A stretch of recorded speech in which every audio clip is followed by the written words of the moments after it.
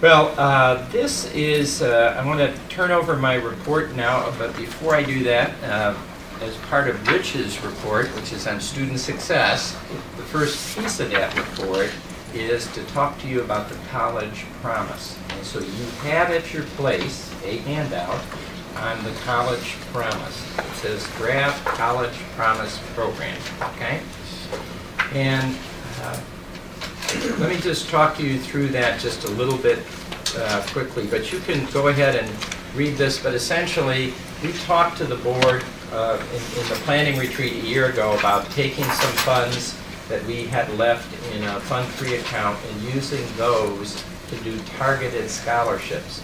And as we talked with our superintendents over the year who were in our high school alliance about what that might look like, how they could work with us, they really like this idea of having a kind of high school promise, which is actually a promise to fill in the difference between what federal financial aid gives low-income students. The lowest income students who come here, 0 to 3,000 EFC, and then fill in that difference. But then I think Dr. Haney and Allie O'Brien and Karen Lavin and others took it another step really, and I'll have Rich talk about that, but to make this a full support program for those students. Maybe you want to talk about some of those services now, or yeah, why don't you?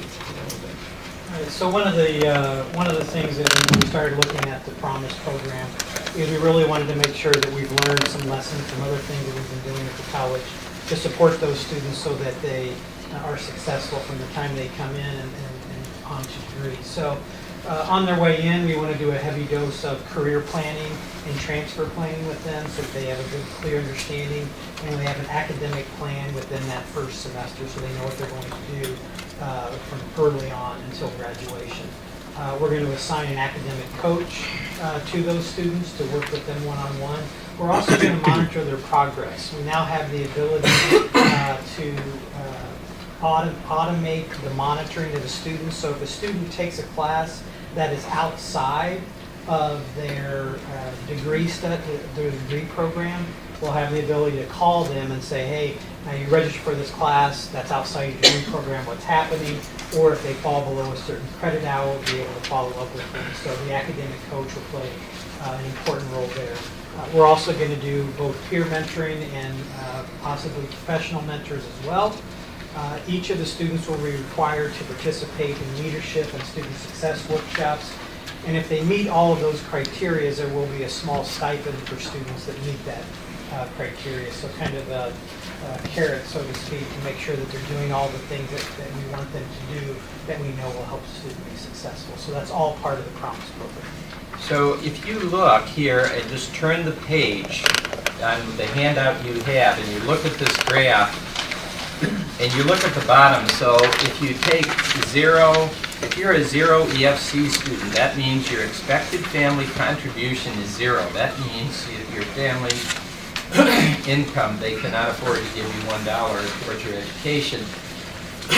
Your financial aid, your Pell Grant, will actually cover your tuition and fees, right?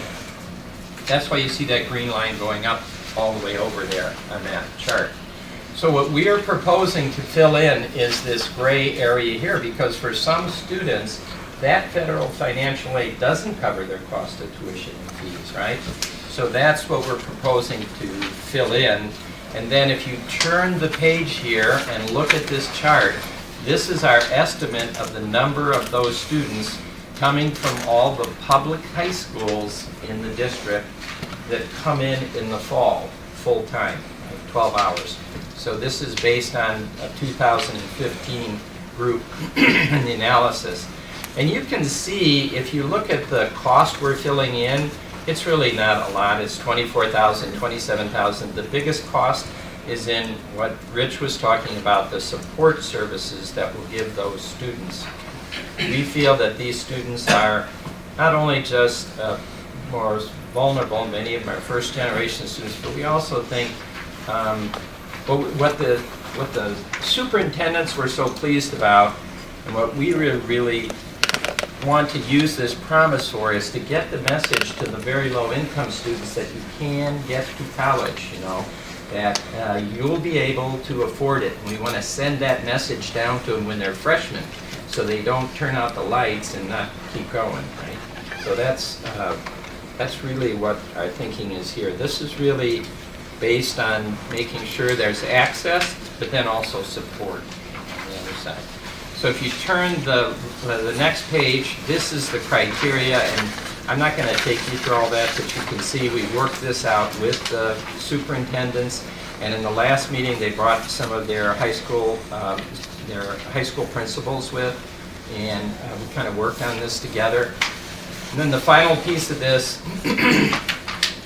is a resolution that Ken has worked up that we would bring back to you to transfer those funds so that we could use them for the program. Okay? Yeah, you mentioned talking to them even when they're freshmen, and this has been part of the conversation, but I think that's a great idea. There might be an opportunity to also then to help steer those students that are tentatively identified into some of our dual credit courses as well, so that when they get here, they'll have a leg up as well.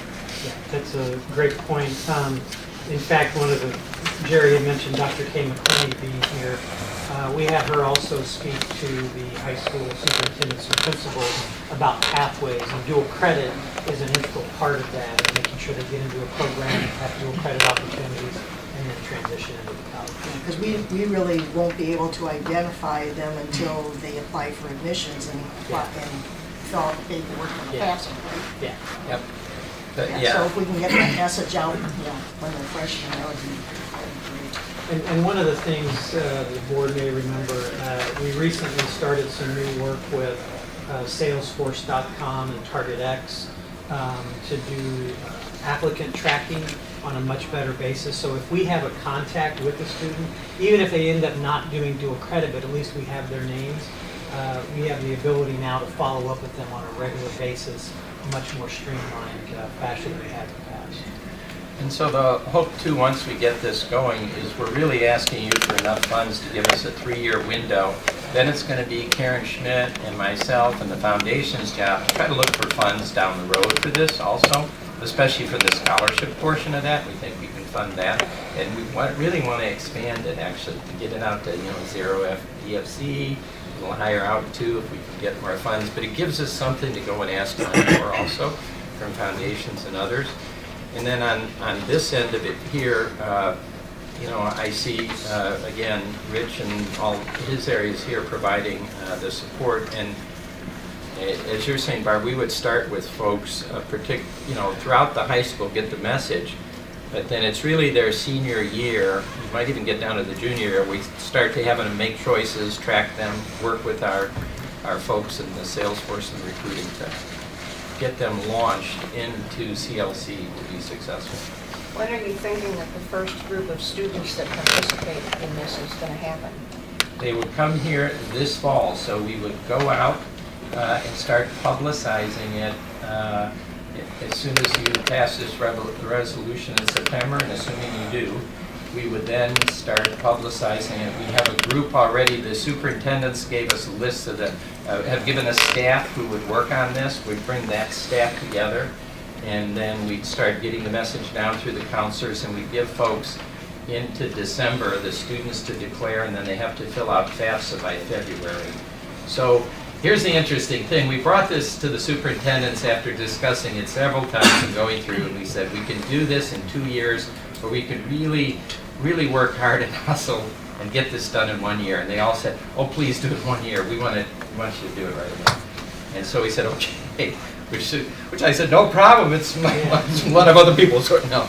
But so really the first students would be enrolling next year in the fall. Fall 2017. That's right. The students would come in full-time, 12 hours in the fall of 17.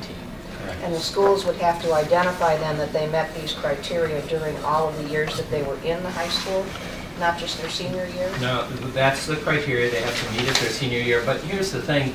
We're saying to the superintendents, and they're telling their boards and others, this is a pilot. We're going to work through it this first time. We're going to see how it goes. We're not going to massively publicize it until the spring and then see where it goes. But we're going to learn all the procedures, who we have to contact. So this first year, we may not get 200 students. You know, we may get 50 students or something. But once the word gets out, we intend to grow this, and we'd like to even get it larger, all the way up, hopefully, to EFC of 10,000 sometime, which are really the students who really need the money because they don't get much money. And this has been brought to the superintendents of all the high schools in Lake County, or No. just the ones that we are potentially working with?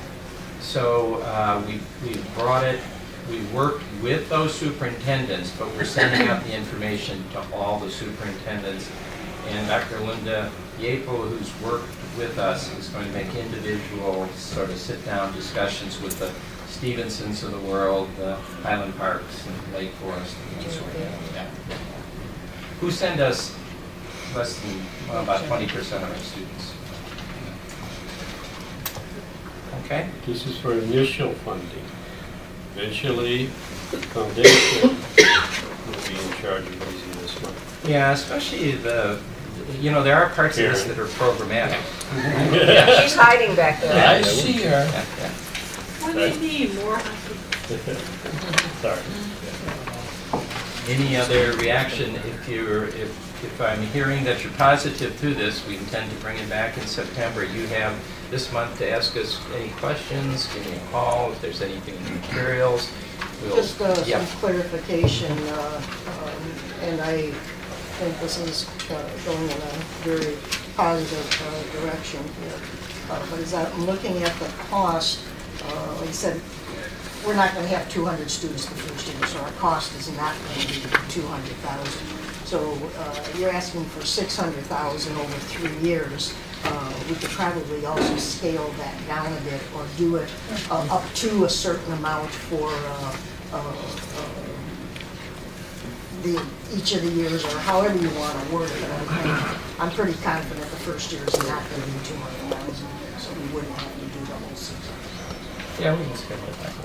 Are you talking with other peers like Harper that have similar programs that, I mean, theirs is a lot more extensive than what we've got right here, but they have already got it in place. So are you kind of looking at what's working Yeah, for them yeah. and what isn't? And So Karen Schmidt co-chaired the committee. I served on the committee also, as did many other folks, and we gathered information from the different promises that are around us. So the one we liked the most, as it turned out, was Milwaukee Area Technical College, and it's kind of modeled after that. This is modeled somewhat after theirs.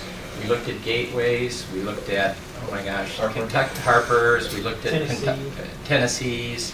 So we looked at, and we shared those, some of them with you in the updates, you know, some of those different promises, but we also shared them with the superintendents, walked through the different models too. We all came to the consensus on something that's similar to what Milwaukee area.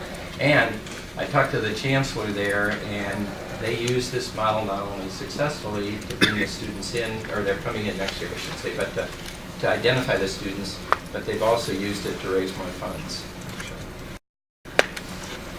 Okay? Good. All Good. right, thank you. Anything else? No, I'm good. I'm going to turn this over to Rich. Do you have anything else? Concludes my report. Yeah, concludes your report. That took care of student you got success. off easy. And- yeah.